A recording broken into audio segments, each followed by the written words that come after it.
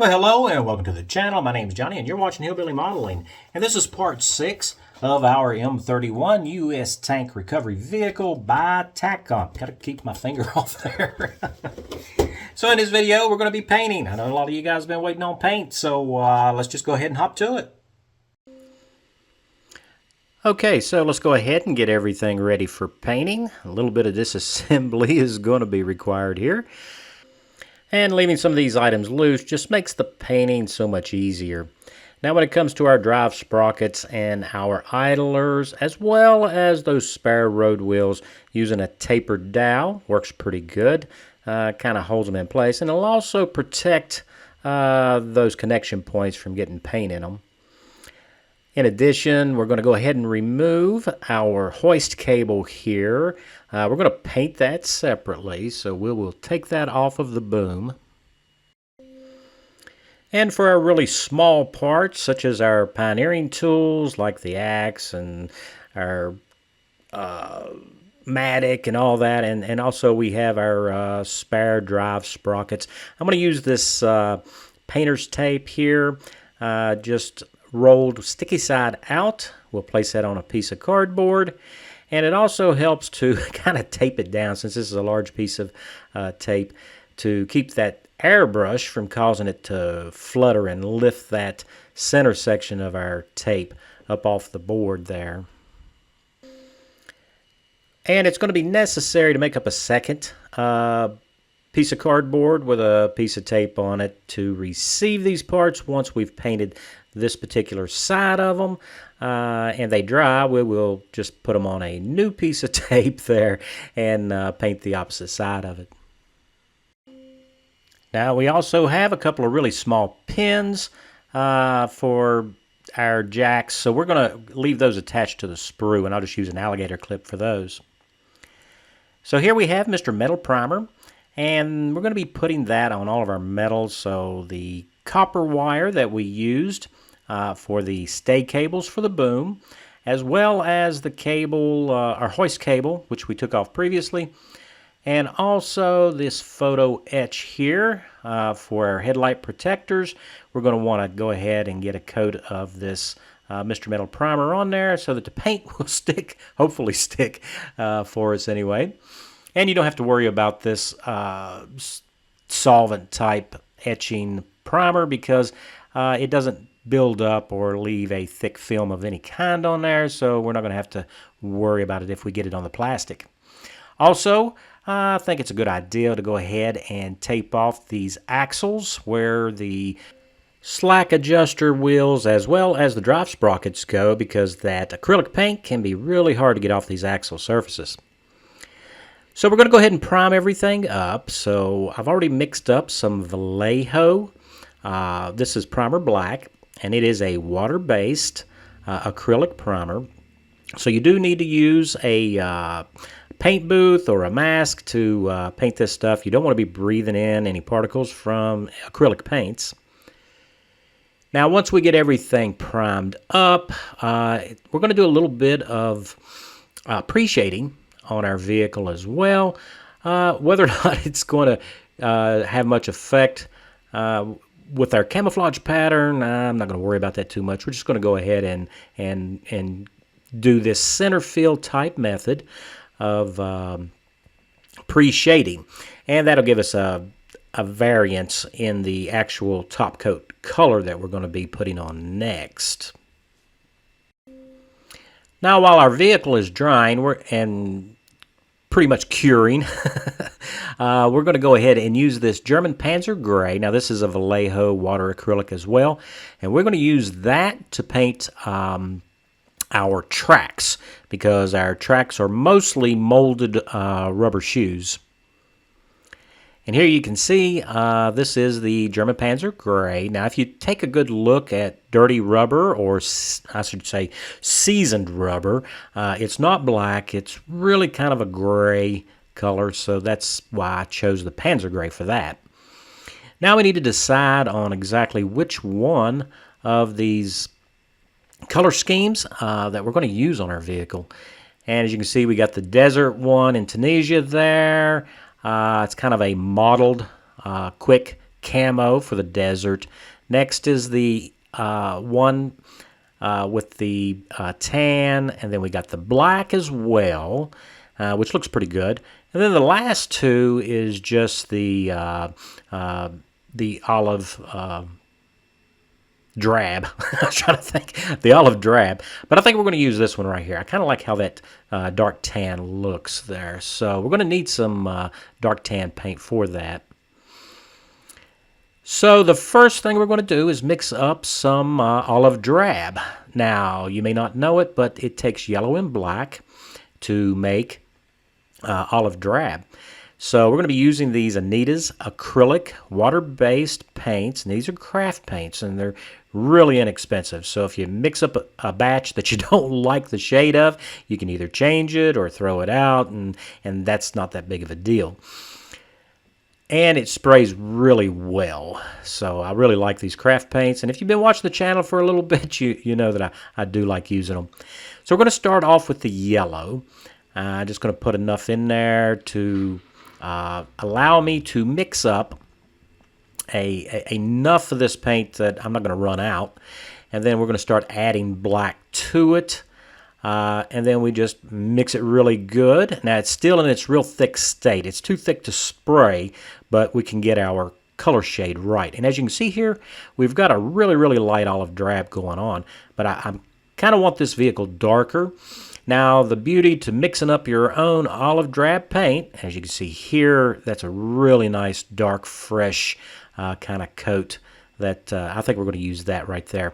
The good thing about mixing up your own paint, though, is that every single one of your U.S. military vehicles are not going to be the same shade. So that's a plus. And as you can see here, that paint it's almost spot on. Now it is a little bit lighter, but you got to remember, we're going to be spraying this over a black primer coat with a little bit of pre-shading, so it is going to come out darker. And it will lighten up a little bit, I think, when it dries fully. So when it comes to applying this base green coat here, our olive drab, as you can see, I'm not going to concentrate on any one area. I just want to make sure that we are covering the entire model.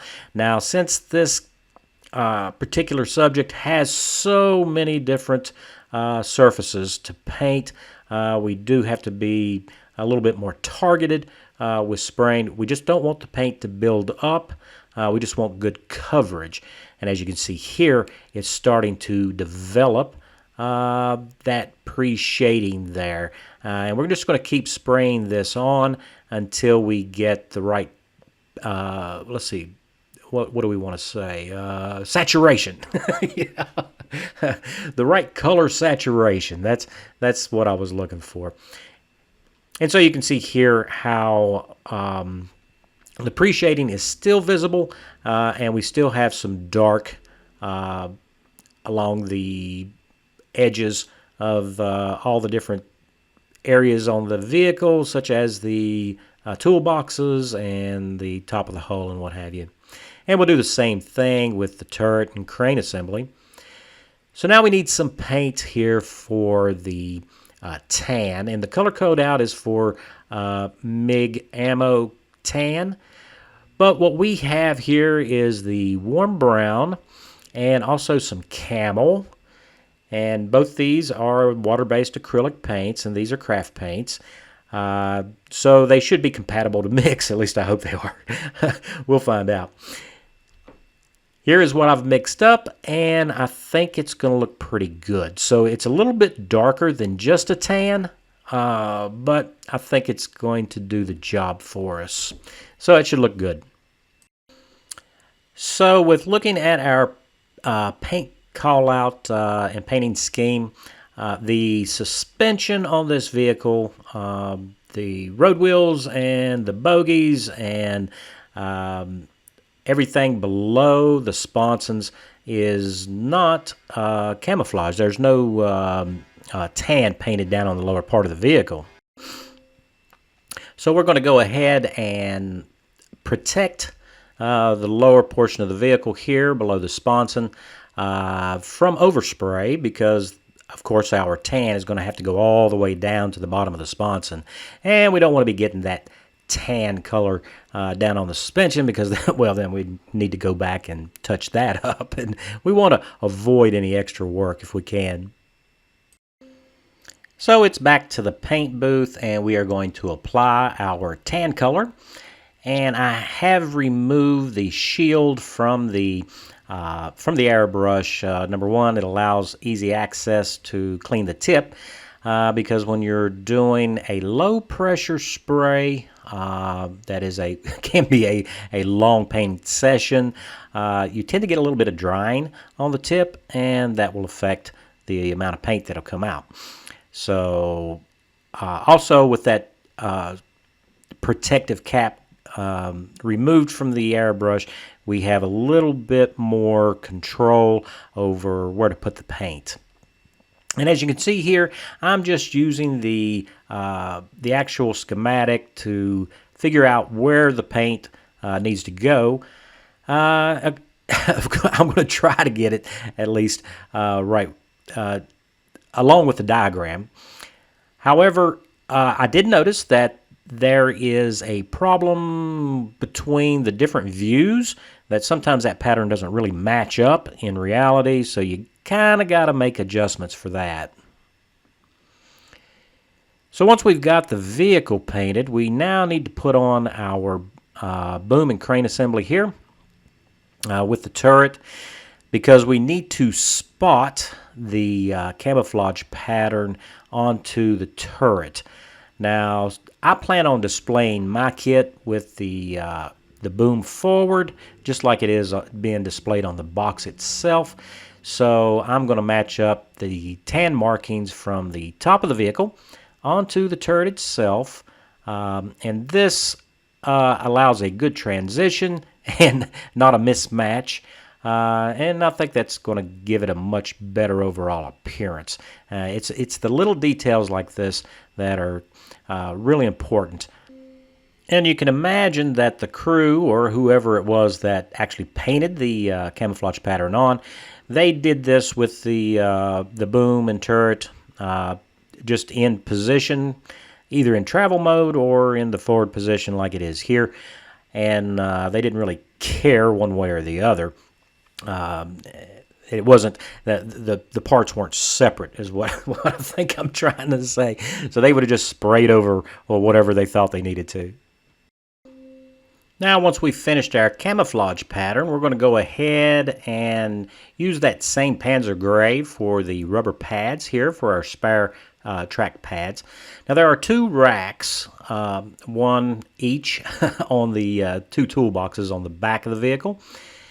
And I really wanted the brackets to reflect the pattern of our camouflage. So I did glue these into place, and now it's necessary to go in and go ahead and paint that rubber sections here. And so we are using that Panzer gray for that. So keeping with our rubber theme that we have going on, we're going to use the same Panzer gray to paint the rubber tires on our spare road wheels that we have that's going to be mounted to the front of the vehicle. And also all those road wheels that's already on the vehicle as well. And it flows really easy, and it's going to cover really nice. I only had to put one coat on, and I think it's going to really look good when we complete the weathering process.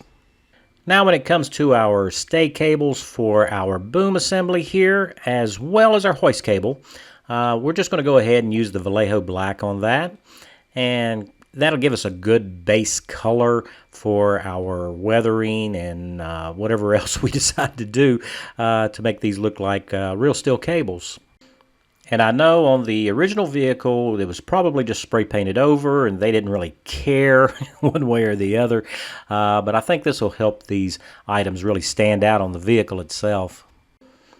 Next up is Tamiya's metallic gray. This is XF56, and we're going to use this color on our return roller slash slack adjuster wheel.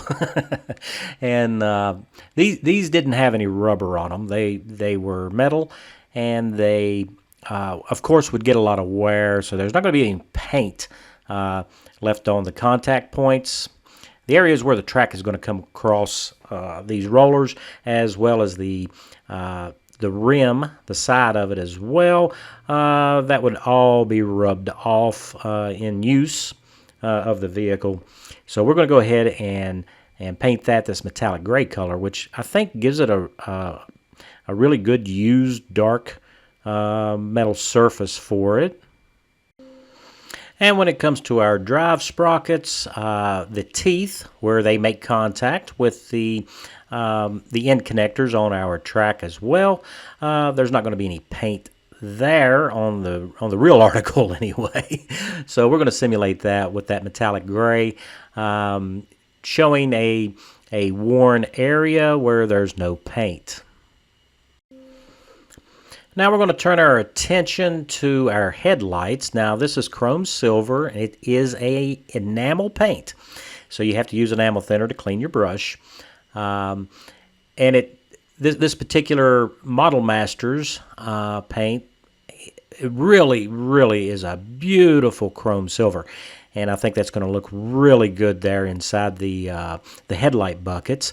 And we do have some clear headlights, lamp covers that's going to go on, so that's going to simulate a real light bulb, a headlight. So we're going to very carefully put this in. We don't want to get chrome out around the headlight bucket on the edges, because that's not going to look good. So we really need to be careful when we painting these. So next up, we're going to use this German dark yellow as a base color for the wooden handles on those tools that have wooden handles. And here we've got our axe, and I just want to point out that I did paint the brackets the correct color to match the color scheme of the vehicle. As you can see, one is green down on the head of the axe, and the other one is the tan color. And for the wooden handle, we're just going to go in with our German dark yellow and put that base coat into place there, and that'll set the stage for the next process to try to make these handles look like real wood. Now with our handles all painted up, we are going to go back in and touch up any overspray from painting the bracket with the airbrush there, the olive drab. And I'm just using the airbrush mixture for the Vallejo Black primer, and that's going to give us a base black color there for the actual metal.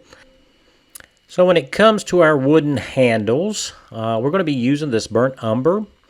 And this is an artist oil based paint, which works really good to simulate wood grain.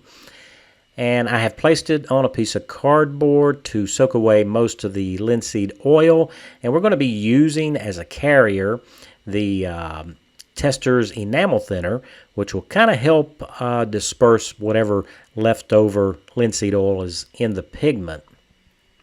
And so I'm just using the brush to pull it down a little bit and get us a usable consistency. That's the word I'm looking for. Consistency of the burnt umber, and we can paint that right on over top of the German dark yellow, which is our base that we painted earlier. And the bristles on the brush itself oftentimes leaves us with a nice wood graining, and you may not have to do anything else to it, but you can always go over it with a clean brush and kind of emphasize those that wood graining if it doesn't come out the way you would expect it or want it to make it look more like wood. So I'm actually pleased with how that kind of looks. It's kind of a dark maybe hickory wood look. So, yep, we're going to leave it like that. So next up, we're going to use this Testors flat steel. Now, this is an enamel paint, and I really love using enamel paints when it comes to dry brushing. And that's what we're going to be doing next is a little bit of dry brushing.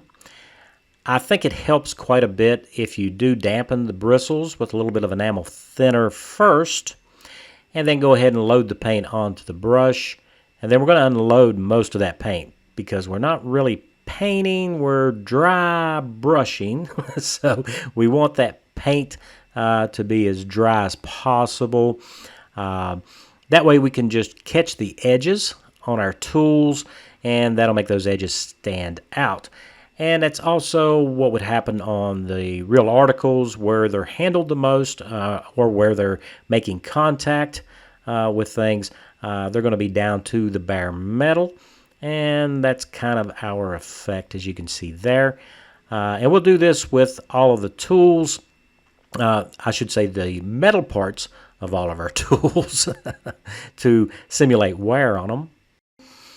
And the pick head, which I've already done here, you can see the kind of a wear effect that we have going on there. And I think that's pretty acceptable. I think it looks pretty good. So it should look really nice mounted on the vehicle. Now when it comes to our tracks, we're going to do the same dry brushing method. I'm just going to use a little bit wider brush. It seems to work better for these larger runs of parts, especially when it comes to tracks. Now, as you can see here, I have taken some Tamiya mask tape and run it down the center of our track sections. That'll keep me from getting too much of this flat steel color onto the actual rubber sections of the track. And that'll minimize the cleanup that I'll need to do once we get done dry brushing all of the metal. Now, the inside and outside of these guide teeth are going to have some wear on them because they are kept center when it goes over the drive sprockets from the outside and then the road wheels from the inside. And as you can see here with that tape removed, we do have a little bit of that dry brushing on the edges because of the shape of these shoes. The rubber parts there. So we're just going back in with our Panzer gray and just going to paint that in a little bit there to get rid of that I guess you call it overbrushing. So we're going to want to clean that up because we didn't have too many shiny rubber parts on our vehicles, so we want to take care of that. So once everything has dried for us, we can go ahead and attach our tools at this point. A lot of times I paint the tools on the vehicle itself, but as you can see, that would have been really hard because these tools are attached on the inside facing areas there, the toolboxes, and we just have a couple that are actually on top of the toolboxes. So that would have been very difficult to do. So in this particular case, we left all that off so that we could paint these items up separately. And I'm just using a little bit of Tamiya Extra Thin to affix our tools to our actual vehicle because we are going to put a few coats of clear coat on it, and I'm pretty sure that that'll help keep these items from coming loose. So I'm not too worried about the Tamiya Extra Thin not being strong enough. It just needs to hold them in place long enough for the paint to do the rest of the work for us. Alright, so I just stuck the turret back on and the spare road wheels as well, just so you can get a good look at what it looks like with just the paint on it. We haven't done any weathering or chipping or any of that other stuff yet. That's going to have to be in the next video. But I really like how the camouflage came out, and I think it's going to look really good. I really, really like the color scheme that we've picked out here, and I think that tan / light brown color that we mixed up, it really looks good on it. So there we go. Special thanks to all my subscribers. It's because of you guys that I keep putting out these videos, and I hope that you enjoyed this one. And if you did, I'd appreciate a like for that, as well as if you're new to the channel and you're not a subscriber, I hope today I earned that subscription, and I hope you enjoyed the video. So guys, until next time, stay safe.